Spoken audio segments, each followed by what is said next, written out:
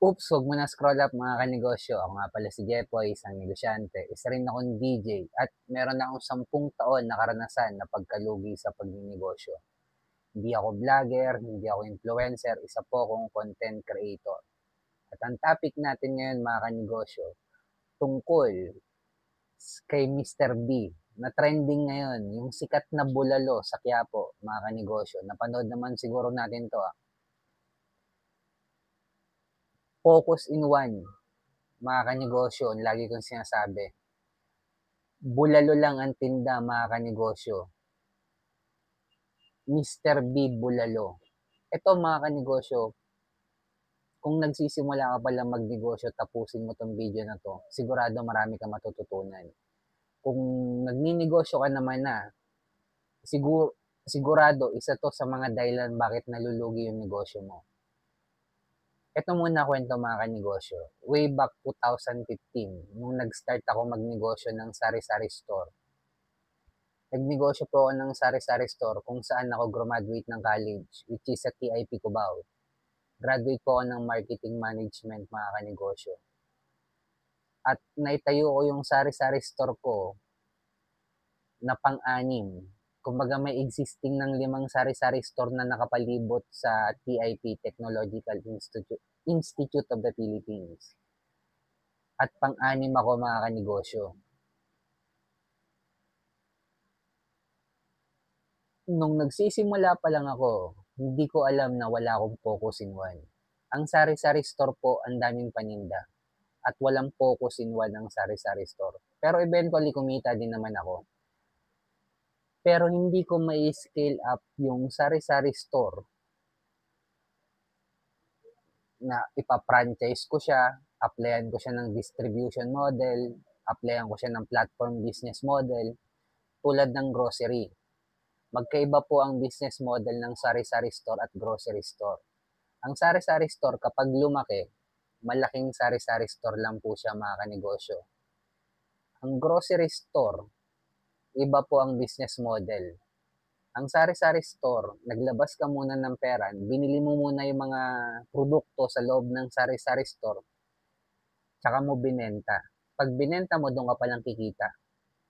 Sa grocery store, magbabagsak muna si supplier, halimbawa ng chichirya sa'yo, lahat ng produkto na sa loob ng grocery store, magbabagsak muna ng produkto sa yan. At babayaran mo yung si supplier, the moment na nabili yung product, magbibilang ka pa ng 90 to 120 days.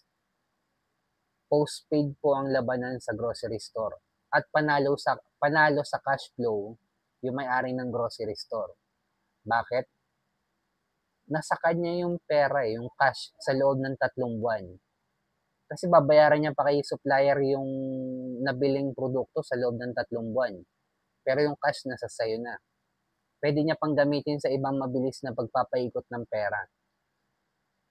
Cash flow gaming sa grocery store. Ngayon, para kang umutang ng walang interest sa loob ng 3 buwan. Pwede mo pang gamitin yung pera sa mabilis na transaction. Sa sari-sari store, iba. Naglabas ka muna ng pera at kikita ka lang kapag nabenta na yung produkto. At hindi natin may scale up sa level 2. Wala din focus in one ang sari-sari store mga kanegosyo. Kaya si Mr. B Bulalo, pwede niya nang ipa-franchise yung negosyo niya mga kanegosyo. Focus in one, bulalo lang yung tinda. Nakita ba kayo na may lugaw siya? Ang mahirap niyan, kapag hindi alam ng may-ari ng Mr. B na kailangan niya nang ipa-franchise yung negosyo niya kasi mas doon siya mas kikita eh. Ang mahirap niyan kapag nagdagdag siya ng negosyo.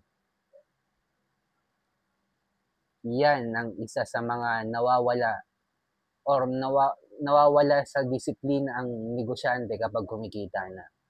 Kasi hindi niya alam na may level 2 pa eh. Pwede pang i-scale up sa level 2 yung negosyo niya. Ang mahirap niyan, baka, ay ayoko na ipa-franchise yung negosyo ko, gusto ko ganito lang. Mahirap yun, kadamutan yun. Sigurado may mga nag-iisip ng ipa-franchise yung negosyo niya. Lalo na nagte-trending yung Mr. B. Ang mahirap niyan kung hindi niya alam kung may level 2 business model pa pala. Ang mahirap niyan na baka magdagdag siya ng panibagong produkto. At pag nangyari yun, mawawalan siya ng focus in one at possible bumagsak yung sales niya. Mula simula, focus in one lang mga kanegosyo hanggang dulo. Bulalo simula, baguhin mo lang yung business model sa level 2, applyan mo ng franchising business model, bulalo pa rin yung tinda mga kanegosyo. Saan ka kikita? Sa franchise fee, franchising fee. Malugi man yung magpa-franchise sa'yo o kumita, magbabayad ng franchising fee. Yan sa'yo. Yun yung tunay na kitaan mga kanegosyo. At kung umabot ka sa dulo na video na to mga kanegosyo, bilang nagsisimulang negosyante, magsimula ka sa focus in one. Napaka-powerful niyan mga kanegosyo. At nagpapasalamat ako umabot kayo sa dulo na video na to.